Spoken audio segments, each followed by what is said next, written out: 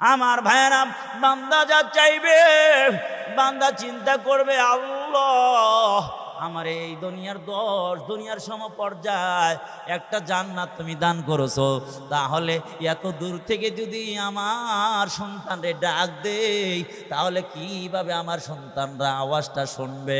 আমার ভাইয়েরা, আল্লাহ ঠিকই বলে, ও বান্দা, দুনিয়ার মোবাইলের মাধ্যমে এই জায়গা থেকে যদি তুমি আমেরিকায় মুহূর্তে 1 মিনিটের মধ্যে কথা বলতে পারো রে, আমি কি আল্লাহ তাআলা পারি না তোমার আওয়াজটা 10 দুনিয়ার সমপরিমাণ জান্নাতের এই প্রান্ত থেকে অপর প্রান্তে যেই মালিক আওয়াজ পৌঁছে দিবেন তিনি কি? আমার ভাইরা, আওয়াজ পৌঁছে দিবি, একটু আওয়াজ কম হবে না, বেশি হবে না। এই জায়গায় আওয়াজ দিলে যে আওয়াজ হবে রে বন্ধু, এই আওয়াজটা ঠিক অপর প্রান্তে 1000 মাইল দূরে, 1000 কোটি মাইল দূরে সমপর্যায়ের আওয়াজ পৌঁছায় দিবেন যিনি তিনি কি? আল্লাহ তাআলা পৌঁছায় দিবেন।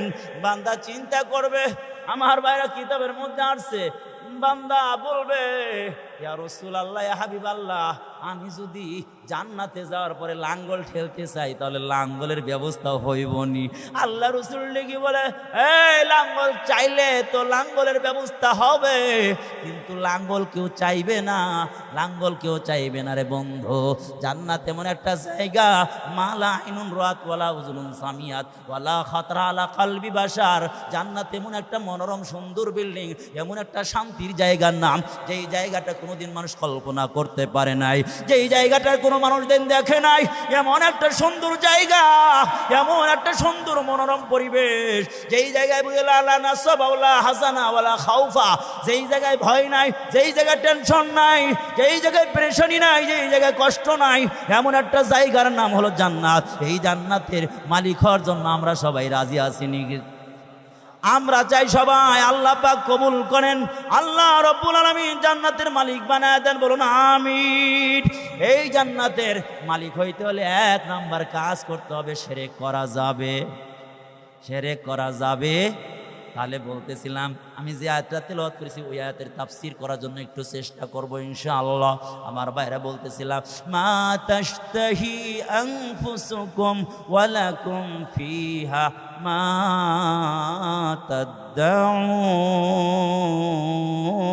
তাদউন।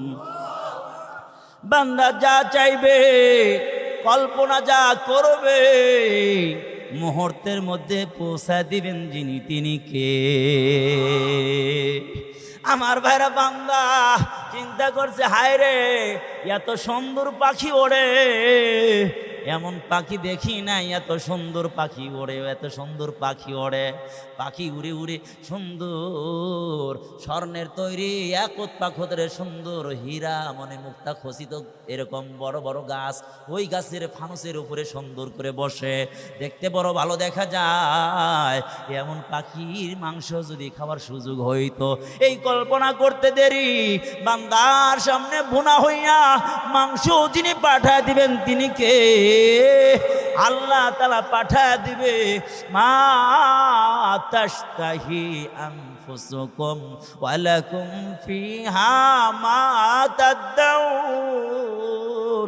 বান্দা যা চাইবে তা পৌঁছা দিবেন আমার আল্লাহ। ঘরের মধ্যে বিবি দেখবে, বিবিদের দেখে এবার যখন ময়দানে চলে গেছে, বাজারে চলে গেছে, অন্য মহিলার ছবিটা দেখা আবার ভাবে, এমন যদি স্ত্রী আমি পাইতাম। বাড়িতে ঘুরে গিয়ে দেখে একদম রূপ লাবণ্য ওই রকম বানায় দিয়েছেন কে? বান্দা যা চাইবে তাই থাকবে, তাই পাবে, কষ্ট বলতে কিছু নাই। ওই সময় ওই জান্নাতের মধ্যে বান্দা আফসোস করবে, ইয়াতাহাসসারুন নাস, জান্নাতের মধ্যে আফসোস করে বলবে, হায় রে আমার বন্ধু, দিনের পথে টাইম দিয়ে সময়টা দিনের পথে কাটাইয়া তারা জান্নাতটা এত সুন্দর বানাইছে, আমার জান্নাত থেকে তার জান্নাতটা 1000 গুণ সুন্দর। আমার বাইরে যত সুন্দর বিল্ডিং থাক না কেন, আমার বাড়ির পাশে যদি আরেকটা আরো সুন্দর বিল্ডিং থাকে, বলেন দেখি মনে মনে চায় কিনা যে আমার বিল্ডিংটা যদি এই বাড়ির প্রতিবেশীর বিল্ডিংয়ের চেয়ে আমার বিল্ডিংটা যদি সুন্দর হইতো, বানাইতে পারতাম।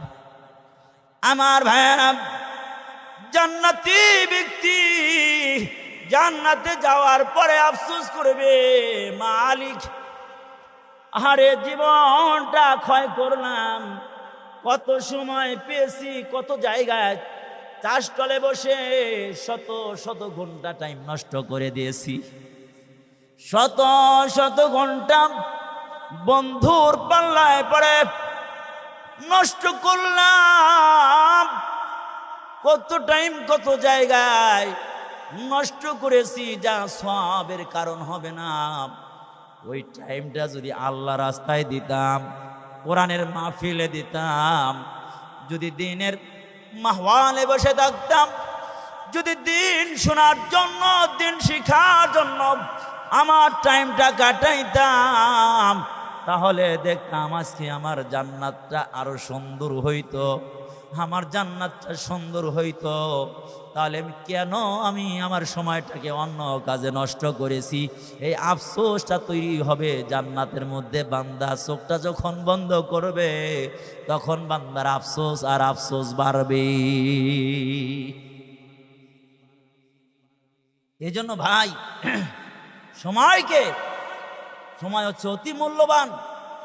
আমরা মাগরিবের পরে ওইটা আলোচনা শুনেছি, সময়ের কসম আল্লাহ পাক করেছেন, সময় অত্যন্ত দামি, আমরা শুনেছি। আসুন তাহলে হুজুর আসার আগে কিছু কথা সরাসরি কোরআন থেকে শুনি, আমার সাথে পড়ুন। আউযু বিল্লাহ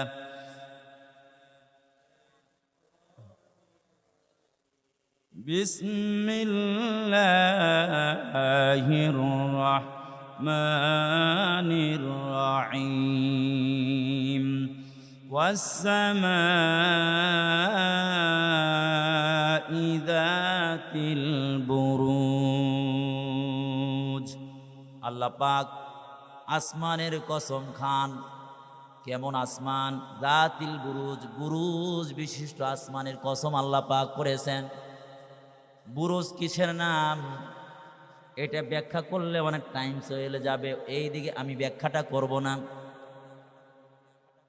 গ্রহ উপগ্রহ কত কিছু রয়েছে, আল্লাহ পাক কসম করে বলেন ওয়াস-সামাই যাতিল বুরুজ, বুরুজ বিশিষ্ট আসমানের কসম। কিসের কসম? আমার সাথে বলেন, বুরুজ বিশিষ্ট কিসের কসম? আসমানের কসম। ওয়াল ইয়াউমিল মাউউদ, প্রতিশ্রুত দিনের কসম। কিসের কসম? ওয়াদা যে দেওয়া হয়েছে, ওই ওয়াদার দিনের কসম। প্রতিশ্রুতি দিনের দ্বারা কি বোঝানো হয়েছে? অর্থাৎ কিয়ামতের দিনের কসম। তাহলে বুঝতে পারলাম, বুরুজ বিশিষ্ট আসমানের কসম। ওয়াল ইয়াউমিল মাউউদ, কিয়ামত দিবসের কসম। ওয়া শাহিদিন ওয়া মাশহুদ, ওয়া শাহিদিন জুমার দিনের কসম। ওয়া মাশহুদ আরাফার দিনের কসম। তাহলে কসম করছেন কয়টা? অনেকগুলো কসম করছেন। বসি আমরা খুব খেয়াল করে কথাগুলো শোনার চেষ্টা করি। এই বাচ্চাটা খুব সমস্যা করতেছে। বাচ্চাটা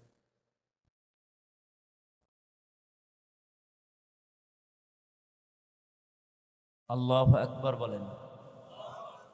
আলহামদুলিল্লাহ, সুবহানাল্লাহ, আলহামদুলিল্লাহ, ওয়ালা ইলাহা ইল্লাল্লাহু, আল্লাহু আকবার।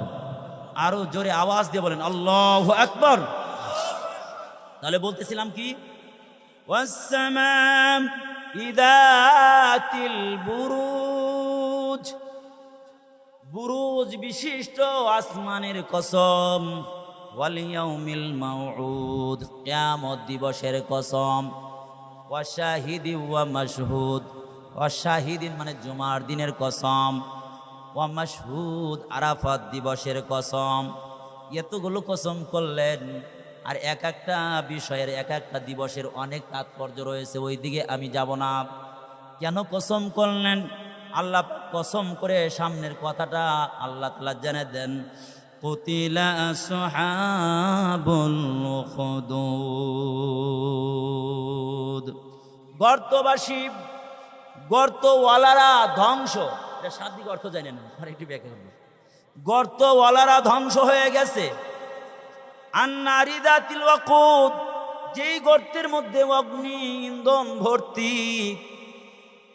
ইদহুম আলাইহা কুউদ, যখন তারা ওই গর্তর পাশে তারা বসা ছিল।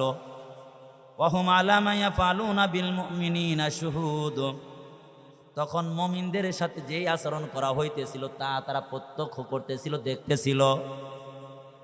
ওয়ামা নাকামু মিনহুম ইল্লা ইউমিনু বিল্লাহিল আজিজিল হামিদ। আল্লাহ পাক বলেন, এর বদলা এই জন্য নিয়েছে, এত শাস্তি তারা জুলুম অত্যাচার এই জন্য করেছে যে মহান পরাক্রমশালী মহান আল্লাহ তাআলার উপরে ঈমান এনেছে। এই জন্য তাদের সাথে এই ধরনের দুষ্টতা আচরণ দেখানো হয়েছে। তাহলে কি দেখানো হইলো, কি হইল, অর্থ দ্বারা আমরা কিছু তেমন বুঝতে পারি নাই। আমার ভাইয়েরা, খেয়াল করে কথাগুলো শোনার চেষ্টা করি। আমার আপনার নবী, বিশ্ব নবী রাহমাতাল লিল আলামিন যেই সময় দুনিয়া আসলেন, ওই সময় ছিল গোটা পৃথিবীটা অন্ধকার। কিসের অন্ধকার দোস্ত? আলো ছিল না এইটার অন্ধকার, না না, মানবতার অভাবের অন্ধকার, ধর্ষণের অন্ধকার, ডাকাতির অন্ধকার, জেল জুলুমের অন্ধকার, মানুষ হত্যার খুন খারাপির অন্ধকার, নারীদের দর্শনের অন্ধকার, নারীদেরকে পুঁতে ফেলা, জীবন্ত পুঁতে ফেলার অন্ধকার, মানুষের জমি জমা জোর জুলুম করে নেওয়ার অন্ধকার, দুর্বলের উপরে এরকমভাবে সবলের এরকম নির্যাতনের অন্ধকার। বলে মানবতা বলতে কিছু ছিল না, রেহমি সিলাসি কিছুই ছিল না, আত্মীয়তার সুসম্পর্ক কিছুই ছিল না, মানবতা বলতে কিছুই ছিল না। এটাই হলো অন্ধকার। আল্লাহ তাআলার সাথে মানুষের সম্পর্ক ছিল না। বান্দারা আশরাফুল মাখলুকাত হইয়া নিম্ন মানের সৃষ্টিজীব, যাদেরকে আল্লাহ পাক আমাদের খাদেম হিসাবে বানাইছে, ওই খাদেমের জন্য ওই আশরাফুল মাখলুকাত সিজদা করছে। ওই আশরাফুল মাখলুকাত তাদের গোলাম হয়ে গিয়েছিল। মানুষগুলো আল্লাহকে ভুলে গিয়ে যেখানে একটু ক্ষমতার উৎস দেখছে, আগুন জ্বালায় দেয়, আগুনরে পূজা করে, পানি ডুবায় দেয়, পানিরে পূজা করে, এই পাথর শক্ত পাথরে পূজা করে, পাহাড় উঁচু পাহাড় দেখে বড় একটা পাহাড়, পাহাড়ের পূজা করে। আমার বাইরে দেখতে দেখতে এমন হয়ে গেছে, যার মধ্যে একটু ক্ষমতার উৎস দেখে, আল্লাহ তো ক্ষমতা দিয়েছেন, বলে যেখানে ক্ষমতার ইজহার হয়, প্রকাশ পায়, ওইটাকেই তারা পূজা করে। আল্লাহ পাক বলেন, এই পূজক আর পূজনীয় উভয়টাই জাহান্নামে যাবে কিয়ামতের ময়দানে। আমার ভাইয়েরা, আল্লাহর নবী বিশ্ব নবী রাহমাতুল লিল আলামিন আসলেন, গোটা বিশ্বের মানবতার দিশারি, মানবতার মুক্তির দূত, নয়নের মণি সাইয়্যিদুল মুরসালিন মুহাম্মদ আরবি সাল্লাল্লাহু আলাইহি সাল্লাম যখন আসলেন দুনিয়ায় এসে মানুষদেরকে কল্যাণের দিকে আহ্বান করেছেন। কল্যাণের দিকে শত্রু হয়ে গেল, প্রাণের শত্রু হয়ে গেল। আল্লাহ রসুলকে কিভাবে ধ্বংস করা যায়, আল্লাহ রসুলের মিশন কিভাবে বাধাগ্রস্ত করা যায়, আল্লাহ রসুলের মিশনকে কিভাবে দমে রাখা যায় চেষ্টা আরম্ভ করলো। এমনকি আল্লাহ রসুলকে এরকমভাবে হত্যা করার জন্য আল্লাহ রসুলের ঘরটাকে কি করলো, মুহাসরা করলো, ব্রিগেড দিল। আমার বেড়া সবাই সব সময় এইরকমভাবে সব বংশের কিছু কিছু লোক নিয়ে ব্রিগেড দিল, রসুলকে হত্যা করবে। আমার নবী, আপনার নবী, বিশ্ব নবী মুহাম্মদ আরবি সাল্লাল্লাহু আলাইহি সাল্লাম কিছু মাটি নিয়ে, আমার ভাইয়েরা, সূরা ইয়াসিনের কয়েকটা আয়াত পড়ে আল্লাহ পাকের হুকুমে যখন কি করলেন, এরকম নিক্ষেপ করলেন। আল্লাহ তাআলা জানা দেন, ও রসুল, যখন মাটিগুলো বালিগুলো নিক্ষেপ করলেন, বালিগুলো তো বেশি দূর যাওয়ার কথা না। আমার বেড়া বালি যদি নিক্ষেপ করা হয় এরকমভাবে 2 থেকে 3 ফিটের বেশি যাওয়ার কথা না। কিন্তু আল্লাহ তাআলা জানা দেন, ওয়ামা রামাইতা ইদ রামাইতা ওয়ালাকিন্নাল্লাহা রামা। হে নবী, আপনি যখন বালিগুলো আপনি যখন নিক্ষেপ করলেন, আমি আল্লাহ তাআলা আমি আল্লাহ তাআলার কুদরত তখন আপনার সাথে যোগ হয়ে গেছে। সুবহানাল্লাহ। আল্লাহ তাআলা বলেন, হে নবী, আপনি জানেন না, আপনি বালি নিক্ষেপ করলেন, আপনি মনে করলেন বালি তো যাওয়ার কথা সর্বোচ্চ 3 থেকে 4 ফিট, কিন্তু বালি যখন নিক্ষেপ করলেন আমার কুদরত আপনার হাতের লগে লেগে গেছে। আমি আল্লাহ তাআলা ধরে ধরে ওই জালেমদের চোখের মধ্যে যিনি পৌঁছায় দিয়েছেন তিনি কে? অল্প টাইমের জন্য আর কিছুই দেখে না, আমার নবী তাদের সামনে দিয়ে বের হয়ে যায়, কেউ দেখে না। নবীকে পার করে নিলেন কি? আমার নবী চলে গেলেন। বলেন দেখি, এই মানবতার নবী, মানবতার ফেরিওয়ালা নবী, মানবতা দেখানোর জন্য যখন কায়েমি স্বার্থবাদীর বিরুদ্ধে যখন আন্দোলন করেছেন, স্লোগান দিয়েছেন, না না জুলুম, দুর্বলের উপরে জুলুম করা যাবে না, নারীর উপরে জুলুম করা যাবে না, কোনো সুদ খাওয়া যাবে না, ঘুষ খাওয়া যাবে না, দুর্বলের উপরে সবল কর্তৃক অত্যাচার করা যাবে না, এই কথা যখন বললেন, এই লোকগুলো প্রাণের শত্রু হয়ে গেল। এমনকি রাসূলুল্লাহ সাল্লাল্লাহু আলাইহি সাল্লামকে অ্যাটাক করে, যেখানে আমার আপনার নবীর গায়ে মশা মাছি পর্যন্ত বসা হারাম, এমন নবী বাইতুল্লাহ হেরেমের সামনে যখন সিজদায় গেছে, তখন এই কাফের বেঈমানরা নারী ভুড়ি, উটের নারী ভুড়ি মুহাম্মদ আরবি যখন সিজদায় গেছে তখন মাথার উপরে চাপায়া দিছে। আল্লাহ রসুল তখন এই নারী বুড়ির ভারের কারণে আর মাথাটা উত্তোলন করতে পারে না। এই অবস্থা দেখে হযরতে ফাতেমা রাদিয়াল্লাহু তাআলা আনহা দৌড়ায় এসে নারী বুড়িটা সরায়, আর চিল্লা চিল্লা গালিগুলো আরম্ভ করছে, আমার বাবাকে কে কষ্ট দেয়, কে আছে এমন মুহাম্মদ সাল্লাল্লাহু আলাইহি ওয়াসাল্লামকে এত কষ্ট দেয়। এই কথা বলার সাথে সাথে আল্লাহ রসুল ডেকে বলে, ফাতেমা শোনো, আমি তো আরাম করার জন্য আসি নাই, ওরা আজকে বোঝে নাই যেই সমস্ত লোকরা আমার সিজদার সময় নারী বুড়ি ঠেলে দিয়েছে, এক সময় এমন হবে ওরা নারী বুড়ি সরায়া নিবে, আমার পক্ষে হবে, আমার খেদমত করবে, আমার সৈন্য বাহিনী হবে, যিনি বানায় দিবেন তিনি কে? আল্লাহর নবী এদিকে তাকায় শত্রু, সামনে তাকায় শত্রু, পিছনে তাকায় শত্রু। আল্লাহ রসুল কি করলেন? একটু আরাম পাওয়ার জন্য, নিঃশ্বাস ফেলার জন্য নিজের নানার দেশ, মামার দেশ তায়েফে গেলেন। তায়েফে গেলেও আল্লাহ রসুল সাল্লাল্লাহু আলাইহি ওয়াসাল্লাম যখন বললেন, আমি নবী, তোমরা আমার কথা মানো, এই ইতিহাস আপনারা জানেন, শুধু টাচ দেওয়ার উদ্দেশ্য। লোকেরা 3 শ্রেণীর বিভক্ত হয়ে গেল। এক লোক বলে, তোমার লগে কথাই নাই, কারণ হলো তুমি যদি নবী হয়ে যাও তাহলে তোমার বিদ্যাচরণ করলে তাহলে ধ্বংস হয়ে যাব, আর যদি নবী না হও তাহলে তোমার মতো লোকের লগে কথা বলারই দরকার নাই। আমার ভাইয়ারা, আর একজন বলে, তোমার মতো নবী আর কেউ পায় নাই, তোমার মতো লোকরে নবী বানায় পাঠাইছে। একজন এক এক কথা বলে, আর একজন অর্ডার দিল, বকাইটা লোকরে। ছোট ছোট বাচ্চারা, যুবকরা কি করলো? ছোট ছোট কুচি পাথরগুলো রসুলের গায়ে যখন নিক্ষেপ করা আরম্ভ করলো, আমার ভাইরা, এই পাথরগুলো, ধারালু পাথরগুলো রসুলের শরীরের মধ্যে যখন লাগতে আরম্ভ করলো, ফিনকি দিয়ে রক্তগুলো বের হওয়া আরম্ভ করলো। খাদেম ডেকে বলে, ইয়া রাসূলুল্লাহ, আপনার জুতা মোবারক খুলে ফেলেন, জুতার মধ্যে রক্ত ভরে গেছে, রক্ত ভরে গেছে। আল্লাহ রসুল ডেকে বলে, জানো না, আমি যদি জুতা মোবারকটা খুলে এই তায়েফের জমিনে আমার রক্ত পড়ে যায়, তায়েফের জমিন যদি আমার এই রক্ত স্পর্শ করে, তায়েফের জমিন যদি রক্ত স্পর্শ করে, তাহলে আল্লাহ তাআলা তো ছাড়বে না, ওদেরকে ধরে ফেলবে, ছাড়বে না, আল্লাহ তাআলা ধরে ফেলবে, ছাড়বে না।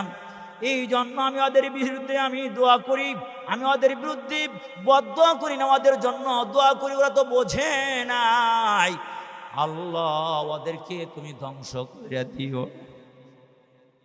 জিবরাইল দৌড়া চলে আসছে। আল্লাহ কি জানেন না? সব কি দেখেন নাই? সব কারণ সব কিছু দেখছেন।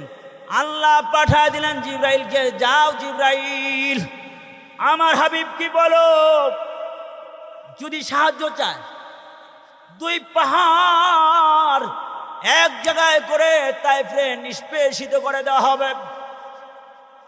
এক এক ফেরেশতা চলে আসছে, পাহাড়ের নিযুক্ত ফেরেশতা এসে ডেকে বলে, মুহাম্মদ আমাকে বলেন যারা জুলুম করেছে আমি পাহাড়ের সাথে পাহাড় লাগাইয়া ওদেরকে নিষ্পেষিত করে দেব। আমার ভাড়া দুনিয়ার ফেরেশতা আসছে, জিবরাইল আসছে, লম্বা কথা। সবাই এসে যখন বলেছে, আল্লাহর নবী বলেন, না না, আমি রাহমাতাল লিল আলামিন, আমি কাউরে মারার জন্য আসি নাই, আমি তো রাহমাতাল লিল আলামিন, আমি দয়ার সাগর। আমার উম্মতরা ধ্বংস হয়ে যাক এটা আমি চাই না, ওদের জন্য দোয়া করি ভবিষ্যতের জেনারেশন, ওদের ঘরে এমন সন্তান হবে যারা আমার কথা শুনবে, যারা ইসলাম মানবে। আমার ভাইয়েরা, আয়েশা আর রাসূল একসঙ্গে গোসল করছেন। এমন সময় রাসূলের দেহের মধ্যে ছোট ছোট গর্তের মতো দেখা যায়। আমার ভাইয়েরা, বিভিন্ন জায়গায় ফুসকুড়ি হলে যেরকম দাগ উঠে যায়, আয়েশা ডেকে বলে, ইয়া রাসূলুল্লাহ, আপনার শরীরের মধ্যে এত দাগ দেখা যায়, এত দাগ কোথায় থেকে আসলো? আল্লাহ নবী বলেন, ডেকে বলেন, আয়েশা তুমি জানো না, তুমি আমার সুখের দিনের স্ত্রী, তুমি জানো না? আমার খাদিজা জানতো। কেন গো আমার শরীরের এত সুন্দর নুরানি চেহারার মধ্যে এত কেন ক্ষত? আমি আমার তাইফে আমার নানার এলাকায়, আমার মামার এলাকায় গিয়েছিলাম, কালেমা নিয়ে দাওয়াত দেওয়ার জন্য আমি আশা করে গিয়েছিলাম। ওখানে ওরা এত মার দিয়েছে, আমার আল্লাহ প্রস্তাব দিয়েছিল ওদের ধ্বংস করে দেওয়ার জন্য। আমি তাদের বিরুদ্ধে আমি দোয়া করেছি, আমি তাদের বিরুদ্ধে বদদোয়া করিনি, বরং দোয়া করেছি। আয়েশা জানো না, ইসলাম প্রচার করতে গিয়ে অনেক জায়গায় আমি মার খেতে হয়েছে, পাথরের আঘাত সহ্য করে। রাসূলের দান মুবারক উহুদের ময়দানে শহীদ হয়েছে। যারা আমরা শুধু বলি সুবিধাবাদী জিন্দাবাদ, কেন গালি শুনবো, কেন বকা শুনবো? হ্যাঁ, ইসলামের দাওয়াত দিতে হলে অনেক সময় মানুষ বকা দিবে, হক কথা বললে বকা দিবে, অনেক সময় চওয়ার লাগাবে, অনেক সময় তোমাকে কেস দিবে, হামলা করবে, মামলা করবে। মামলার ভয় আমরা পাই না, আল্লাহকে ভয় করি। আমাকে বাঁচাবেন দুনিয়া আখিরাতে, আখিরাতে মুক্তি দিবেন, দুনিয়ায় বাঁচাবেন তিনি কে?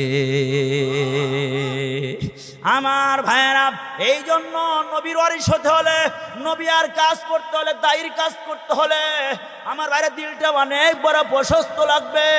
অনেকে অনেক কথা বলবে, অনেকেই ধমক দিবে, অনেকেই মিষ্টি কথা বলবে, অনেকেই খারাপ কথা বলবে, অনেকেই বকা দিবে, অনেকেই বিরোধিতা করবে, অনেকেই মারতে আসবে।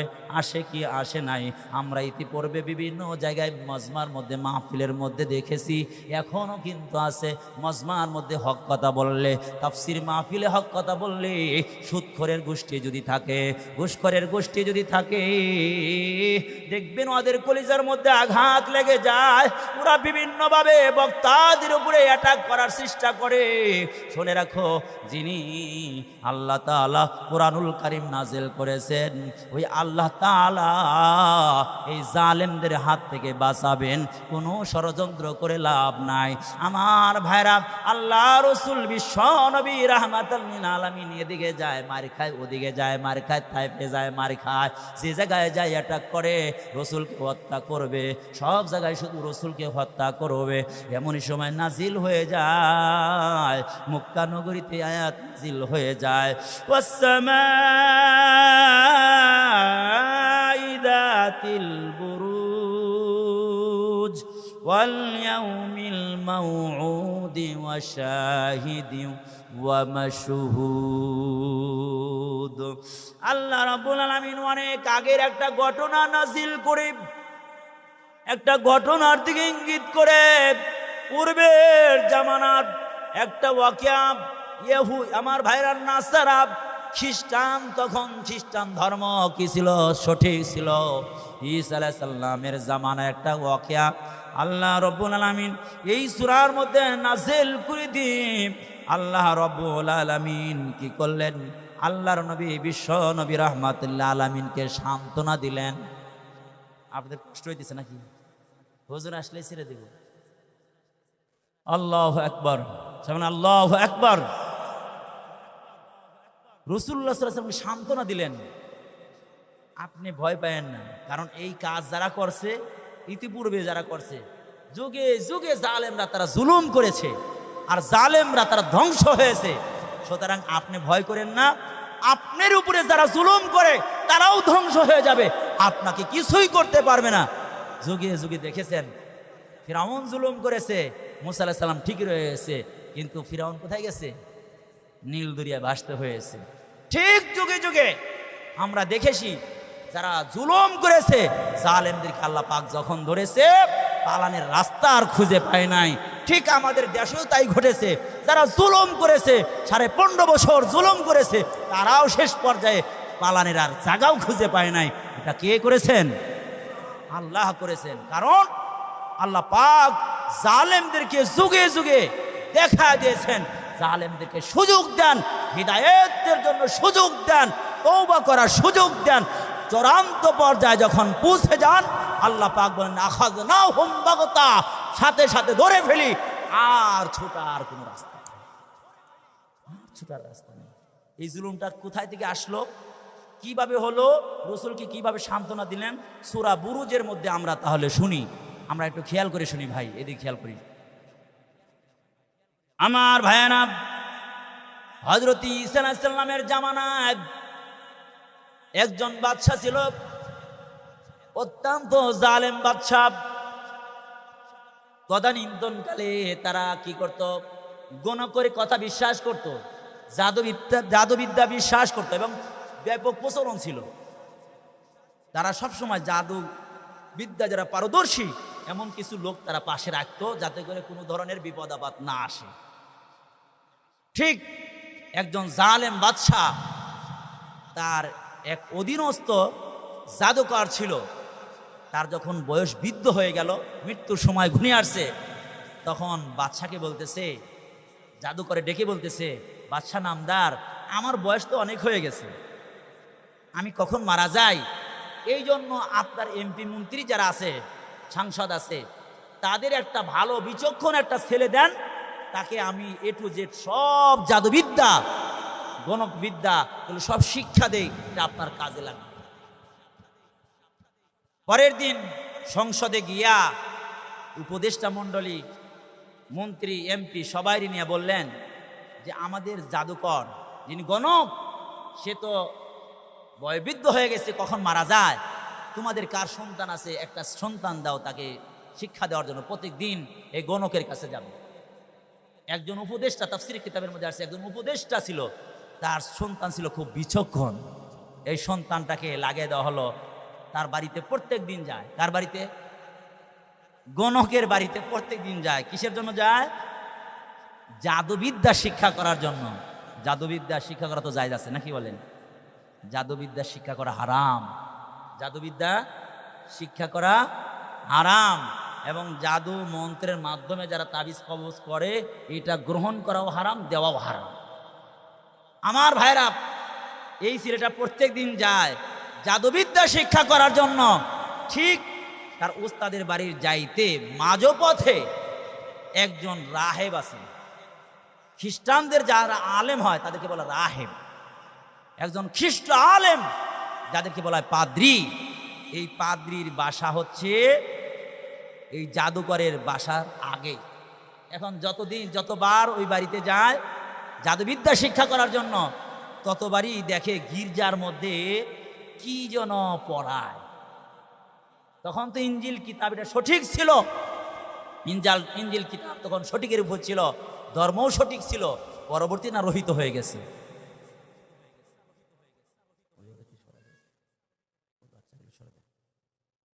এখন এই ছেলেটা দেখলো গির্জার মধ্যে কত সুন্দর, হ্যাঁ, আল্লাহর কালাম তেলাওয়াত হয়। এই ছেলেটা উকি মেরে দেখে জানালা দিয়ে। তখন পাদ্রী ডাকলেন, এই বাবু এদিকে আসো। ভিতরে গেছে, তুমি পড়বা? হ্যাঁ। এবার তাকে কিতাব পড়া আরম্ভ করলো, তাকে দ্বীনের ধিক্ষা দেওয়া আরম্ভ করলো, ইসলামী শিক্ষা তাকে দেওয়া আরম্ভ করলো। ইসলামী শিক্ষা পেয়ে ছেলেটার অন্তরের মধ্যে আলোকিত হয়ে গেছে, আল্লাহর সাথে সম্পর্ক হয়ে গেছে। এখন খালি ভালো লাগে। এখন ওই জাদুবিদ্যাও শেখে, পাশাপাশি গোপনে এখন কি শেখে? ইসলামও শেখে। আমার ভাইরা এদিকে খেয়াল করেন, ইসলামও শেখে। ঠিক হঠাৎ করে একদিন রাস্তার মধ্যে দেখলেন একটা বাঘ। বাঘ তো দেখলে মানুষ দাঁড়াইবে না, কি বলেন? দাঁড়াইব না বাঘব? দেখে রাস্তায় অ্যাটাক কইরা একবার বড় রাস্তার মাঝখানে একটা বাঘ দাঁড়ানো আছে। বাঘ দাঁড়ানো আছে, দূর থেকে লোকরা, শত শত লোক, কেউ আর সামনে যাওয়ার সাহস পাচ্ছে না। এই ছোট পিচ্চি ছেলেটা তখন একটা পাথর নিলেন, পাথর নিয়া তখন আল্লাহ